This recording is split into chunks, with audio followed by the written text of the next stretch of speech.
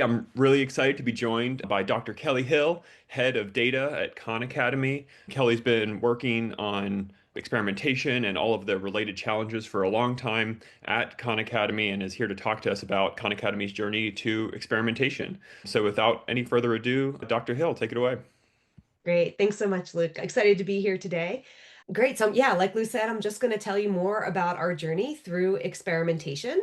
But first, a little bit of grounding. For those of you who are not familiar with Khan Academy, we are a nonprofit with a mission to provide a free world-class education for anyone, anywhere, and tremendous reach. We have almost 200 million registered users to date, which means a lot of traffic when it comes to running experiments on our site. In last school year, we had almost 21 million new registered users. To date, we've had almost 63 billion learning minutes. Last year alone was 8.1 billion learning minutes. And to put like that large number into perspective, 6.2 billion learning minutes is 120,000 years worth of learning. I'm so excited how much learning that we're providing on our website. Last year, we had 120 million users across 190 countries and were translated and localized into over 55 languages. And last year we had 1.6 million very active users. And what we categorize as very active users is a learner who has used Khan Academy, used the content on our website for more than 18 hours. And that's what various efficacy studies that we have done has demonstrated is the threshold to make a meaningful difference in their learning outcomes. So let me just tell you a little bit about Khan Academy if you haven't followed along with us. We've been around since 2008. Every time I talk about Khan Academy, people are like, oh, yeah, you have all those videos. Yes, we did start with videos, but then we definitely evolved to a more comprehensive, mastery-oriented, practice-based experience. So, yes, we still have our videos, but we also have practice exercises. We have articles in various subject areas and we built out tools for teachers. So we have various reporting tools so teachers can use Khan Academy in their classrooms. And then most recently, we have launched a generative AI powered tutor and teaching assistant. We call it Conmigo. And that's going to be the focus of my talk when we talk about experimentation. I'm going to be really focused on what we're doing to improve Conmigo. But before I get there, I want to talk about experimentation at Khan Academy because it's evolved quite a bit since 2008. And so when we first started, we didn't have any sort of experimentation platform in place. In 2011, that was about 3 years after we started, we re-engineered an open source A/B testing tool for Google App Engine, and that enabled us to run fast and scalable A/B tests over millions of interactions. Even in our early days, we had a lot of traffic. But the challenge was, is as we had more traffic on the site, over time, the performance slowed on the site. And so we needed a fix. So the fix that we did in 2014 is that we updated our A/B testing tooling to log the data in our data warehouse. We use BigQuery, and that helped us with processing and deeper analytics, and it reduced our latency by 2x. So we were happy about that, and we really were very data driven. And in 2014, we would have hundreds of A/B tests running at any one time. This is a very old screenshot of just a snapshot of some of the tests that were running and the types of things we were trying to learn more about. Then in 2019, 5 years later, we deprecated Big Bingo. And the reason is that we embarked on a 2.5 year back end re-architecture. Essentially, our entire engineering team, about 100 engineers at that time, ported a million lines of code from Python over to Go. And in that process, it actually made a lot more sense to start over with a whole new experimentation platform than trying to port what we had before. A mixed blessing there, but what it did is it gave us the opportunity to really pause and think through what requirements we had for an experimentation platform and what we wanted in our new tooling. And so we spent the better part of a year of 2023 trying to figure out what are the tools on the market? Should we buy something? Should we build our own? Or should we adopt an open source tool? And we were very diligent in this. This wasn't just like a quick decision. We have a very long document where we analyzed all of the options, and where we landed was with Growthbook. So in 2024, we launched Growthbook, And we do self-hosted, and we also use it for feature flags as well as experimentation. What we love about it is that we were able to leverage our existing data warehouse. During that 2.5 year backend migration, we also did a lot of optimization to our log streams and all of our data. And so we invested a lot in our data. And so we were thrilled that we could use Growthbook and it could leverage our existing data pipelines, all that we had invested in the events that we instrumented and all of our existing metrics. Like everything just worked. And we were so thrilled about that. And more importantly, our front end infrastructure team was very thrilled that it did not slow down our website. We have roughly 1 million daily active users. And so that was always a concern trying to balance speed with all of this. And so the screenshot on the right shows just some of, this is probably a month old. This is a little old. I didn't update it recently, but you can see we're growing a healthy experimentation culture around Growthbook. At this point in time, we had 29 A/B tests running with 64 that had completed. Many of those 64 that had completed were in the early days when we were doing a lot of AA tests to make sure that our traffic was flowing correctly and all of that. And then we also spent some time figuring out, so actually, I'm going to go into Conmigo, and where I'm going to talk about is our A/B testing as it relates to Conmigo, which is this AI-based chatbot on Khan Academy that serves as a tutor. And why I'm mentioning that now is because we wanted to be able to randomize not at an individual user level. We could do that with Growthbook already, but then we built out the infrastructure to also randomize at an individual thread level. So each interaction with, I'm sorry, each new chat with Conmigo was the moment for randomization.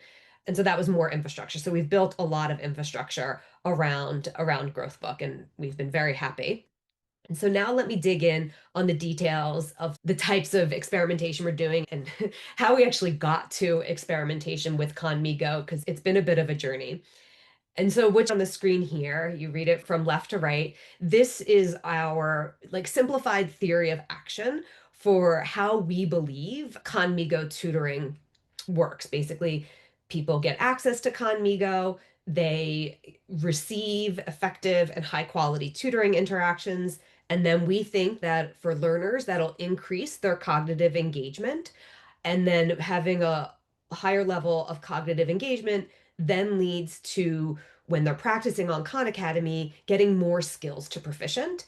And then we know from our research already that an increase in skills to proficient on Khan Academy does generalize or transfer rather over to skills on third-party assessments like state tests and those kinds of things that kids take in school today. And so when we think about this theory of action, it is really tempting to just jump to step 5 here and ask, so what are we learning? What's the efficacy of Conmigo? We got that on like month 2 of launching Conmigo, and we were like, wait, we need to understand all of these different pieces. And so today, what I really want to focus on is this piece that kind of everything hinges on. This is the quality of Conmigo. Is Conmigo providing effective and high quality tutoring interactions or tutoring responses back to the learner? But the challenge is, how do you measure the quality of Conmigo when on the same prompt, on the same question, can produce a dozen different answers? Because remember, this is Gen AI that it's producing back. And the foundational model keeps changing underneath us.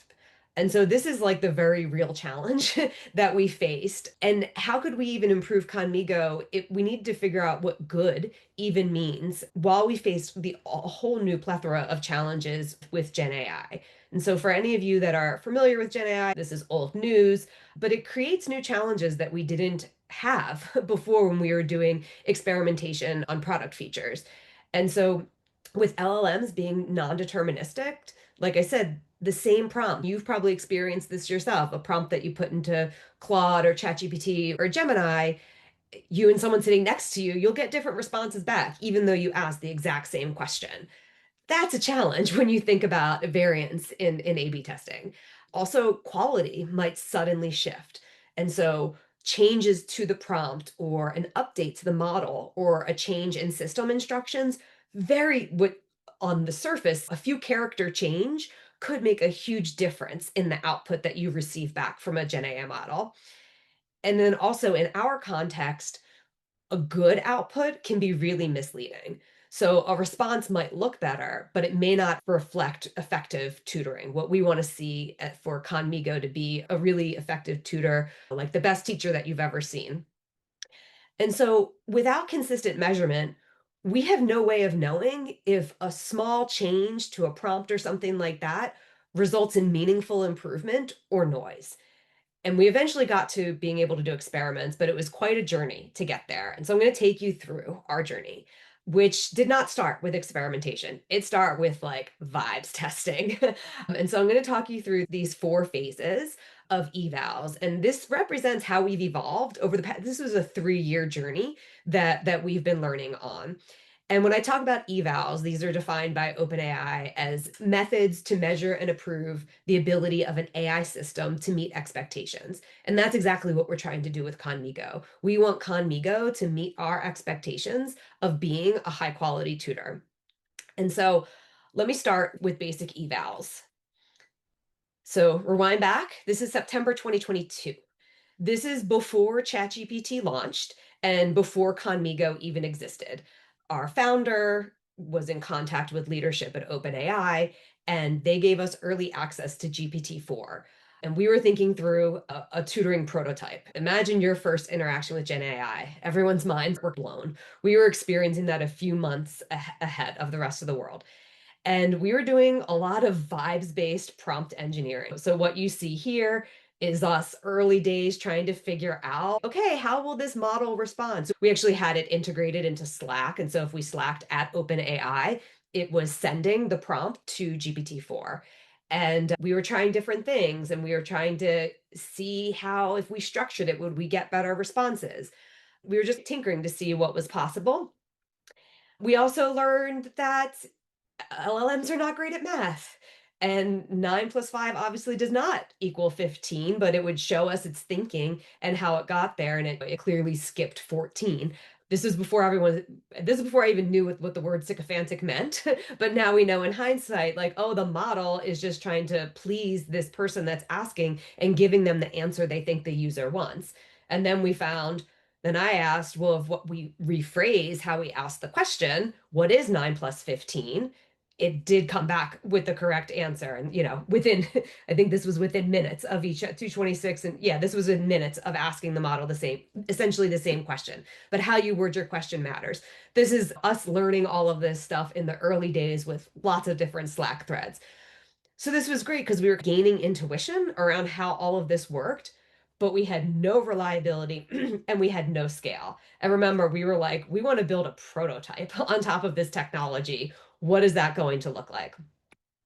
And so then our engineering team put together this prompt playground where we could do more structured iteration. This was January 2023. So genie's out of the bottle. ChatGPT has launched. The whole world has experienced the magic of Gen AI. And we're gearing up to build product features around it for this small pilot that was on the books for March 2023 because OpenAI was announcing GPT-4, and as part of that announcement, we were surfacing these product features we built on top of it.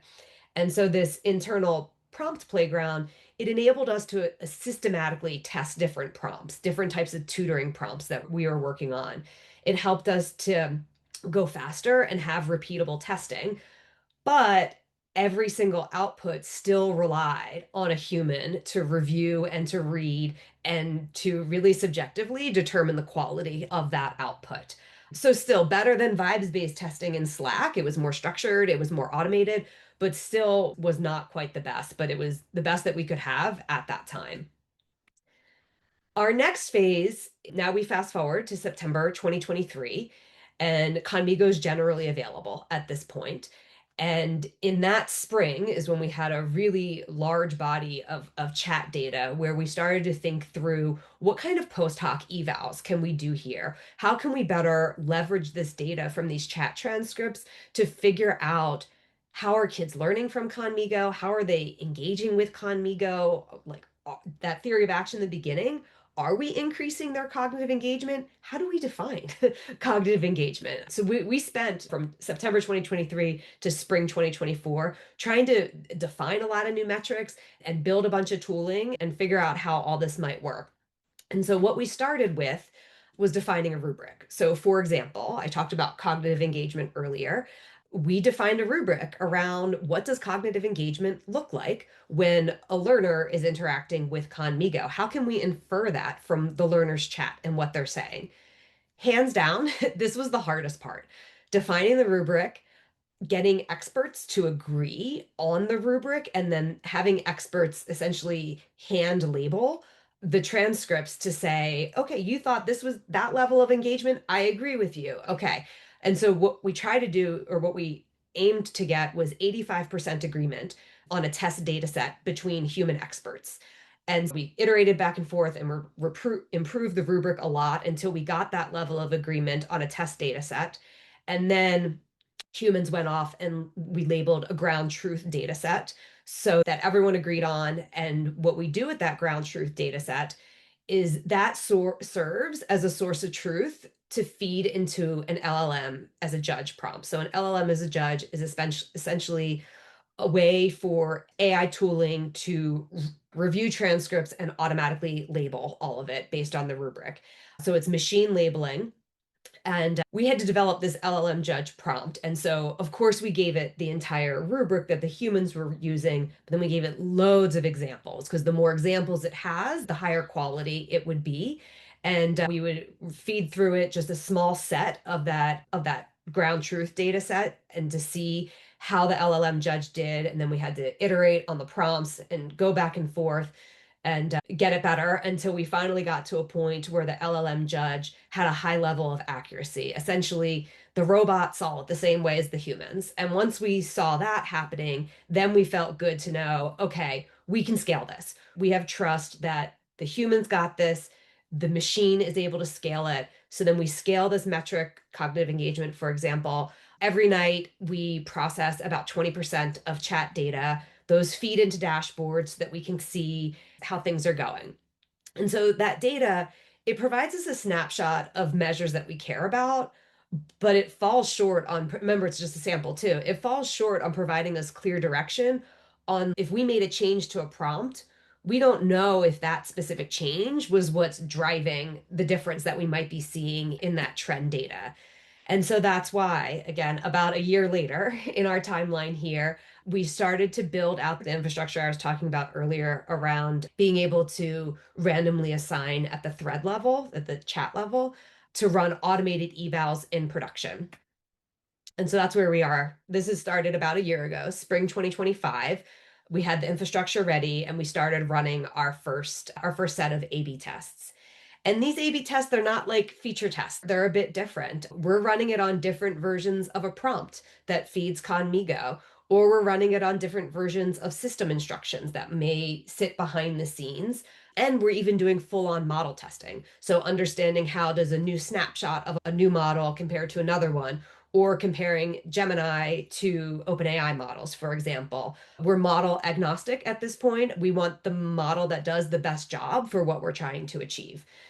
And we use Growthbook to run these experiments, and all of these experiments are based on our responsible testing principles. I'm going to tell you about those in a moment. This is really important to us. This actually took us a lot. This was part of our, we would not A/B test anything until we had these principles in place. So it did add time to this, but remember, we work with kids who are in classrooms. This is data, this is sensitive, and so this was really important to us. And then we run experiments and we get insights. And the insights are related to our primary, secondary, and guardrail metrics. So some of our primary metrics are around cognitive engagement. That's the metric we're really trying to move with Conmigo because we believe if they're more deeply engaged, then they'll do more practice on Khan Academy. That's next item performance. So we keep close tabs on those metrics. And then we also keep tabs on secondary metrics that are actually non-desirable math behaviors. Like, we don't want Conmigo to give the answer away. That would, at some point in the conversation, if this student's struggling so much, that's a different story. But out of the gate, we want the child to learn. We want to be there or Conmigo to be there to help and to coach and guide the learner.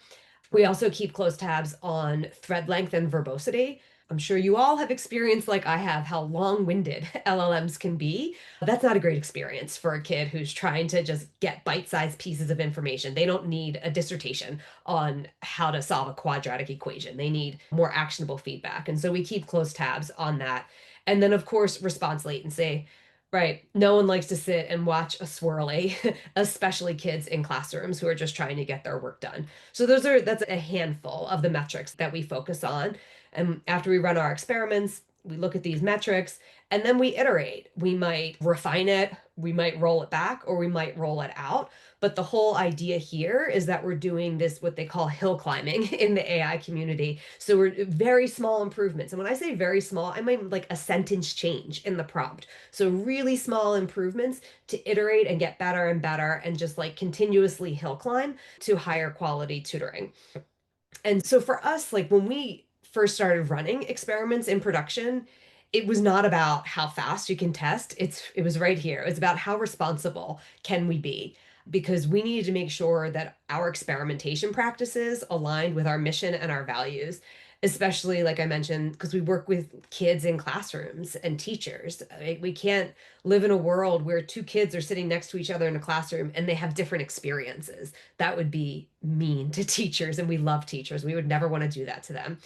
So, like I said, before we launched our first experiment, we launched this framework for responsible experimentation, one that protects learners while still allowing us to learn quickly. So we try to balance. So when we think about responsible experimentation, we have a public facing support article where we talk about experimentation. We allow users to opt out, which is not always common in ed tech, but we allow the adults to opt out. So teachers can opt themselves out and all on behalf of themselves and all of the students in their classrooms. We make it clear that, we're doing this research to improve the Khan Academy experience and that they might get access to features before they're available.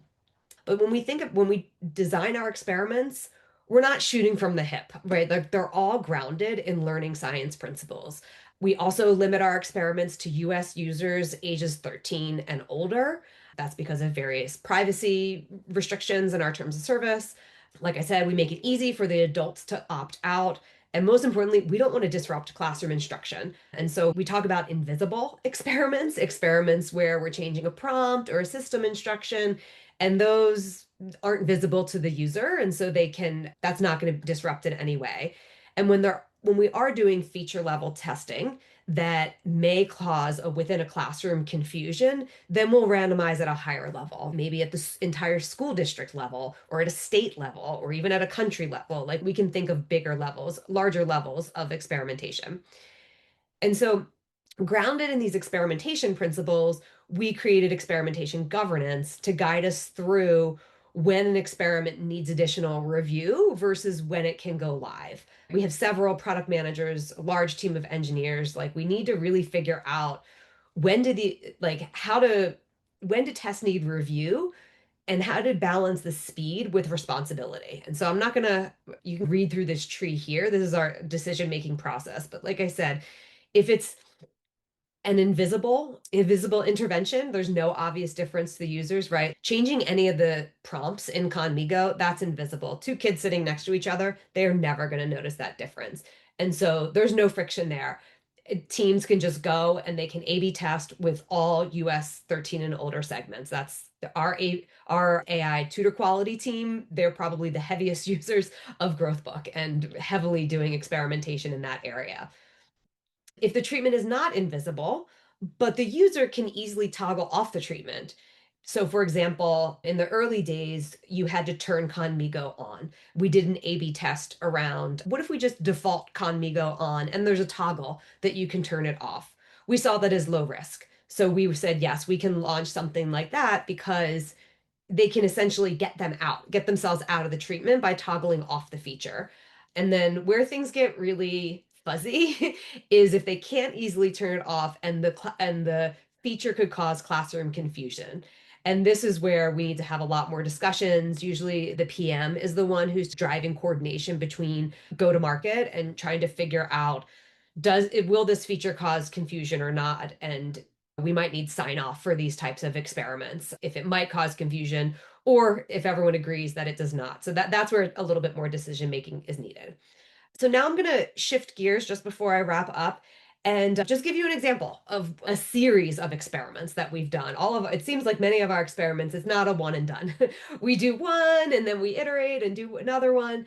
And so the problem we were trying to solve is that so Conmigo, this little character here is Conmigo. As you saw earlier, and as you probably have experienced in the early days, LLMs were not good at math. Now they've gotten better because if you use ChatGPT, you might notice that like a Python calculator might come up to try to help with some of the math that's happening. And so we did the same thing. So we gave Conmigo a calculator, essentially. We call it the math agent that Conmigo is able to use to verify calculations behind the scenes.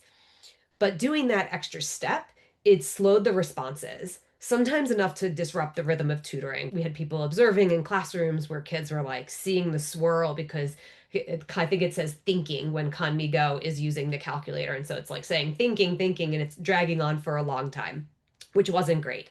And so we were trying to figure out how can we reduce the latency while not losing the accuracy, right? The calculator is really important because we don't want Conmigo to do bad math or to tell kids math that's inaccurate. So accuracy is really important to us, but we also can't have a really slow experience. And so we went through a series of tests. We were like, okay, let's try to disable the math agent. Maybe the model has gotten good enough that we can disable the math agent and be good to go. That lasted for a very short period of time. Yes, the latency dropped, but the math errors doubled. And so do not ship. We immediately abandoned that. And then we said, oh, okay, GPT-5 came out, and we're like, okay, let's migrate Conmigo to GPT-5 and we'll disable the math agent because now it's like the most powerful model. Maybe that'll do the trick. It did not. Latency went down, great, but these math errors doubled. That's not going to work for us. Then we were like, okay, what if we just made the prompt for the math agent even more concise? Maybe we should be focusing on the math agent. How can we better optimize it so that it's not dragging down the site as much? And so that was good. We did reduce the latency by 3 seconds, and the math accuracy was stable. So we were really excited about that. But then we were on this track. We're like, okay, the secret sauce is in the math agent. In hindsight, all of this seems really obvious, but at the time, we didn't know, right? This is a whole new frontier. We just didn't know what we didn't know. And so we were like, let's give the math agent a faster model. Now that it's more concise, let's also give it a faster model. And that was great too. That reduced latency by 300 milliseconds. And then also, most importantly, the math accuracy was stable. So we're getting better. And then we were like, wait, what if we don't let the math agent have a think on this for an unlimited amount of time? What if we limit the amount of time that the math agent can execute on? And that helped too. That gave us another reduced latency while also maintaining the math accuracy. And so we saw all of this as a win. We always, anytime we have the opportunity to reduce latency while also keeping accuracy stable, that's a huge win for us. But as you can see, this was like a series of trial and error. And when we hit these earlier phases, we quickly reverted back, right? We did not hang here for a while. We monitor these things pretty closely. We have a good amount of traffic coming in, so we can make decisions pretty quick. So that's just an example of some of our learnings around latency. And so just to wrap up here, three takeaways that I have for you. So we were talking about Khan Academy, a fairly mature product, right? We've been around since 2008. And as we think about it, as products, so we've been around for a long time, but Conmigo has not. So it's a very new product feature and a new technology on an older stack. And so as products mature, your evals must mature as well. And so as Conmigo matured, I should say. And so over the course of our 3 year period, going from a prototype to a pilot to general availability, we really evolved from this like vibes-based intuition type of testing to where we are today, which is in production A/B testing of Gen AI features. And it was a journey to get there, but we're proud of where we've come. Testing in production demands responsibility, especially in our context with learners in schools or even learning at home. For us, it's really important to have guardrails and governance to ensure that learning fast never comes at the expense of learners or trust. And then for us, A/B testing Gen AI features has been an absolute game changer. Like I mentioned throughout this entire talk, like little changes can shift, little changes that you make in a prompt or to the math agent can really shift LLM output dramatically. And I mentioned earlier that it's our one team, our AI tutor quality team, that's doing loads of A/B testing. And it's because without this type of testing, they would be going with their intuition. This is also new. It's so hard to predict how a model and a Gen AI model will respond, or a large language model will respond to something that you put into it. And the culture around A/B testing has really evolved, particularly within this team, where it's not, I know it's not unique to Khan Academy. A lot of organizations struggle with getting the buy-in to do A/B testing because a lot of teams want to ship, which I understand, but and sometimes we were perceived as being a bit of a speed bump. Like we don't want to slow down. We want to roll this out to everyone. We know it's good. And so the perception of experimentation has really shifted from being this like speed bump and slowing down shipping features to being a safety net, to really understanding how is this working and how can we learn and iterate and go faster by extension. And thank you. And now I think we're going to shift it over to Q&A. Yeah, awesome. Thank you so much. That's really great journey. And I think we've talked about this before, but that work you all have done to build that great target for your experimentation program is so important to make sure that you can run lots of experiments and be confident that you have this metric, this cognitive engagement as a good North Star, and rather than chasing kind of all these other side quest kind of metrics, and you've really focused on your main goal. There's a question about that in chat and something that I wanted to ask about as well, which is, yeah, a little bit more about the process of building that metric. You covered that journey with the human evaluation of the rubric to labeling to the LLM as a judge, but maybe you could say a little bit more about specifically how you measure that in terms of in the context of an experiment. And then also a question I have is, what is your plan to continuously reevaluate this metric to make sure that it continues to serve as that good North Star, to continually make sure that it is maintaining that utility for shipping better and better LLM based features? Yeah. So like I mentioned earlier, we spent a lot of time developing this metric. It actually started as part of a hackathon with me and a couple people on my team that were my background's in education research. My PhD is in learning sciences. And so a few of us came together and started thinking through how do you define cognitive engagement? What like engagement, as most tech platforms will say, is just time on the site. Time is necessary but insufficient.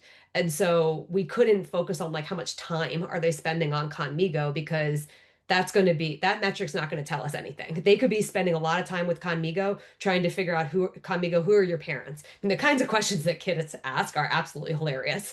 And so we really needed to dig into specifically what were the kids saying to Conmigo to understand that was what we were analyzing. Mm. And trying to figure out students' cognitive engagement is not a new thing in classrooms, right? This is a very common thing to happen in classrooms. And so in the research world. And so we went to the literature. We went to the research literature to say, how do people measure this in classrooms? How do you figure out in a classroom if a student is cognitively engaged or not? Building on decades of research that had already been done, we leveraged that. And so these researchers, Mickey Chi and colleagues, they developed this framework called ICAP. The I stands for interactive, the C is constructive, the A is active, and the P is passive. And those are the various levels of engagement. And so, with that definition in place, we thought, okay, so their work was really focused around peers interacting with each other and then a student interacting in a classroom. And so we thought,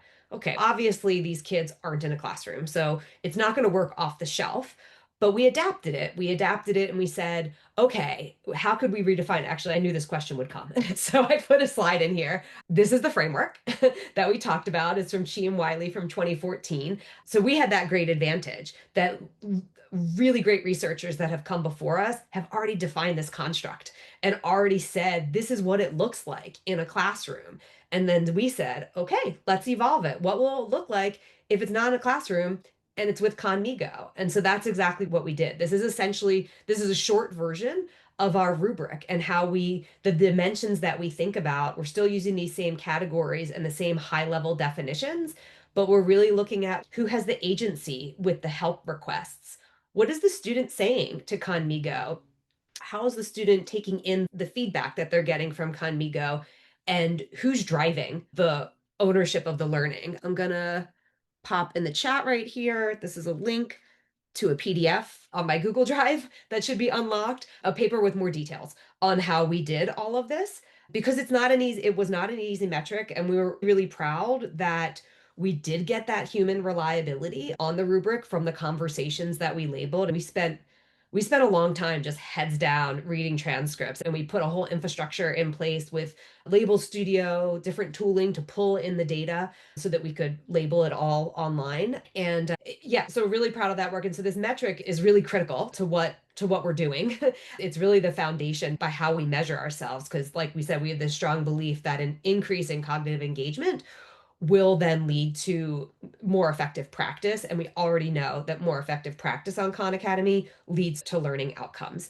So that's how we developed it. And then how we continue to monitor it over time. We do spot check. We spot check the LLM labels, and we check to make sure that like things drift, make sure that it hasn't drifted. We do only label in English. So I don't know how it would generalize to other languages, because we're available in Portuguese and Spanish and Hindi, I believe, for Conmigo specifically. So I think, did I get it? Did I cover all the pieces, Luke, of that Yeah, question? yeah, that was Okay. a multi-part question. You got them all. So that's that Okay. almost never happens. Yeah, I think that's really interesting. It's a problem we've seen with some of the foundational LLM companies who are building their own chatbots is that the purposes can be so varied that it can be hard for them to design such a well-tailored metric as you all have for the purposes of that chatbot. But I think for a lot of people that are using LLMs to create natural language interfaces for their users, they often have, like Khan Academy does, a specific goal in mind, improve the quality of learning and like cognitive engagement with the question at hand. And so doing that hard work to get that right metric set up can, yeah, like I said earlier, it accelerates your experimentation program and your learning because you've done the hard work to create that clear North Star.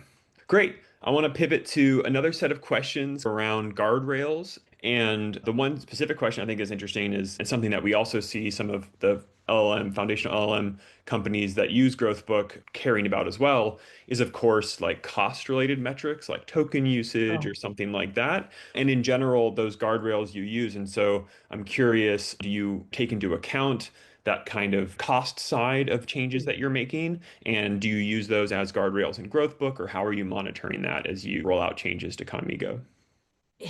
We absolutely monitor tokens and token usage and all of that.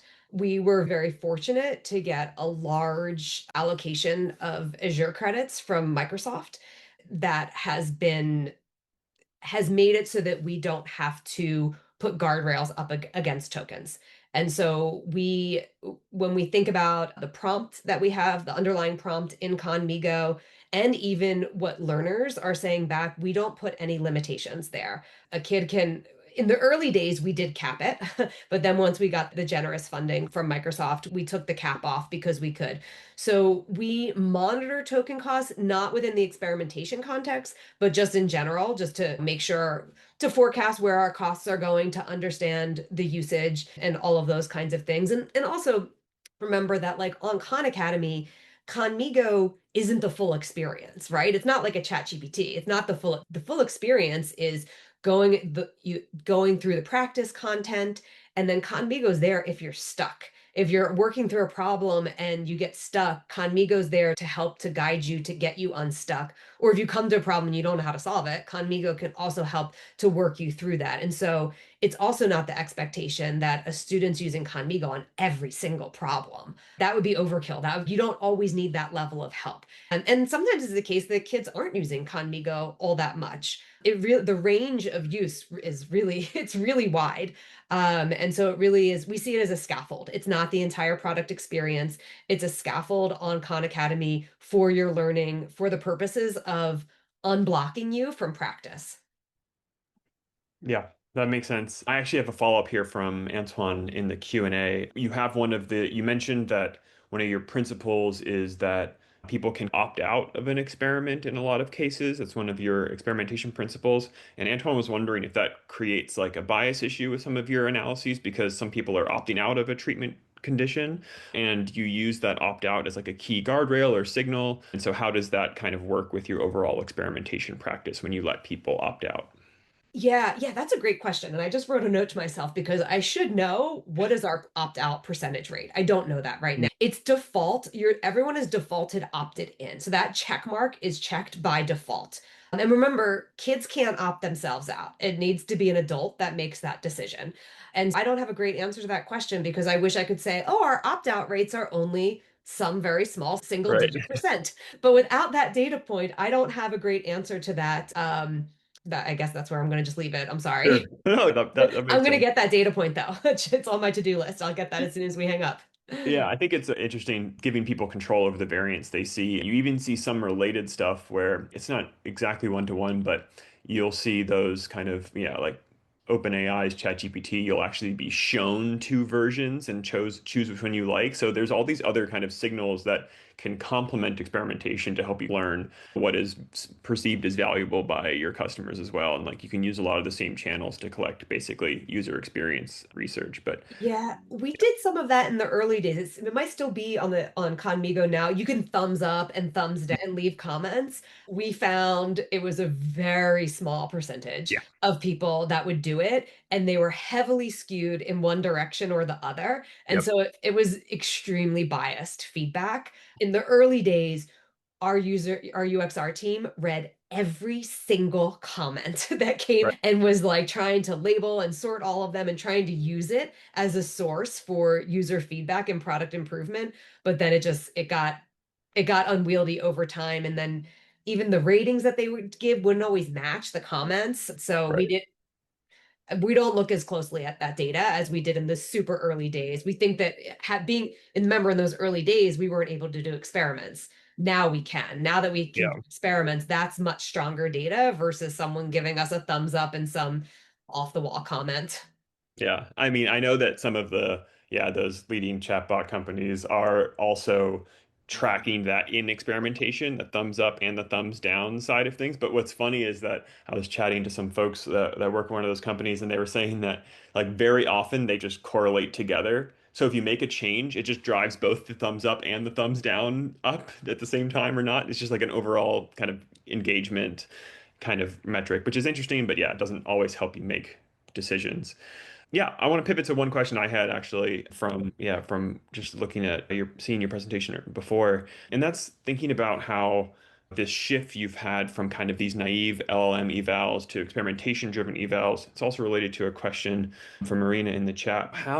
What kinds of changes or improvements do experiments do a better job of picking up on than you would with a naive LLM eval? Like, what are the kind of insights that experimentation has led you to that you would have missed if you were just doing kind of these more naive, basic, LM evals.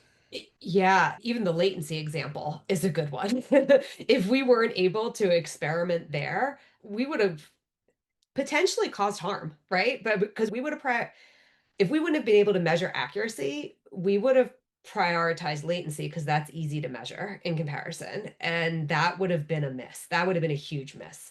We should never sacrifice accuracy for that.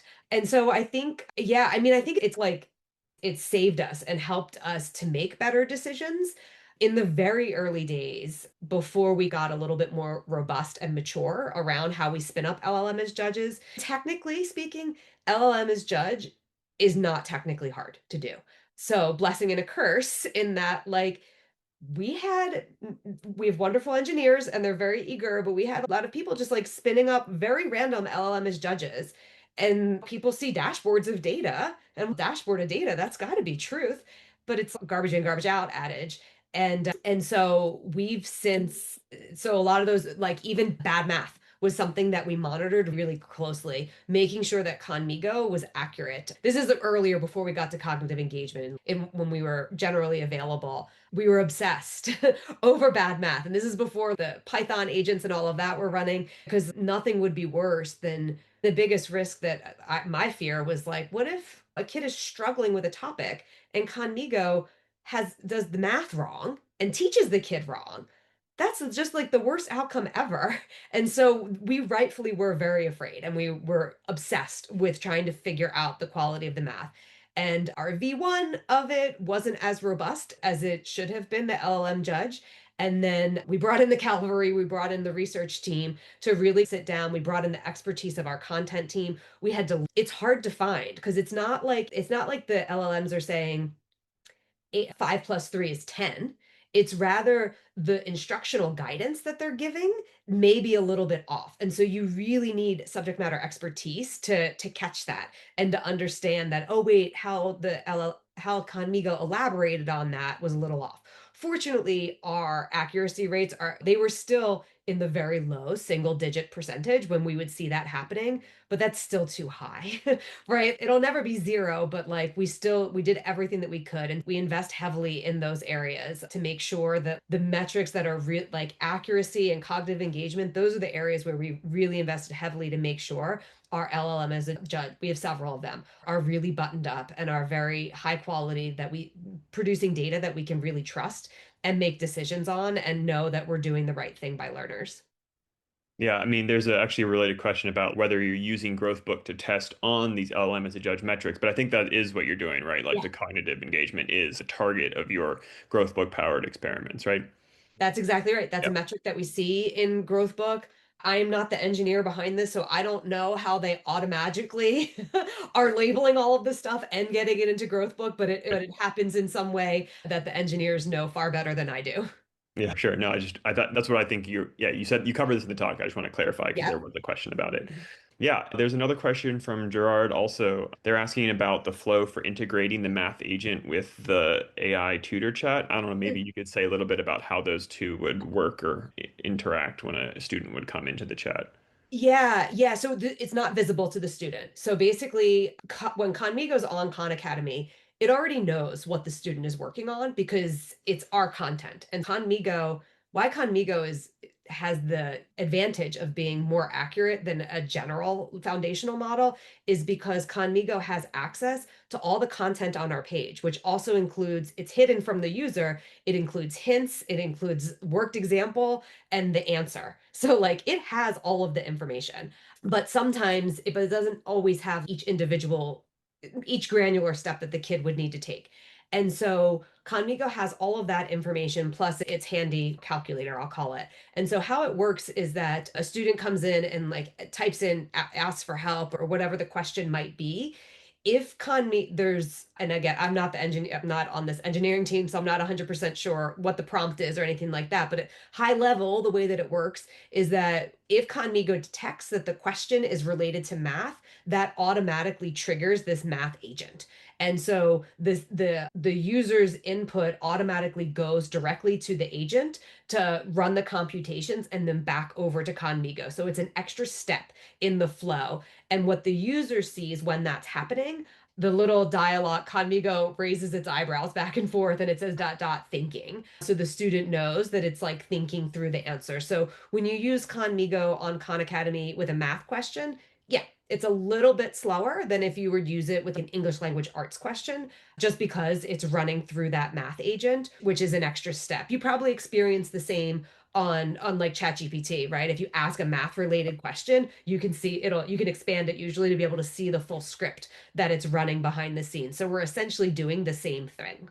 Yeah, that makes a lot of sense. I know latency is super important in a lot of these kinds of contexts. I can especially imagine for like young learners not wanting to wait very long. But I do think the value of having a friendly icon that raises its eyebrows would probably offset a lot of that cost.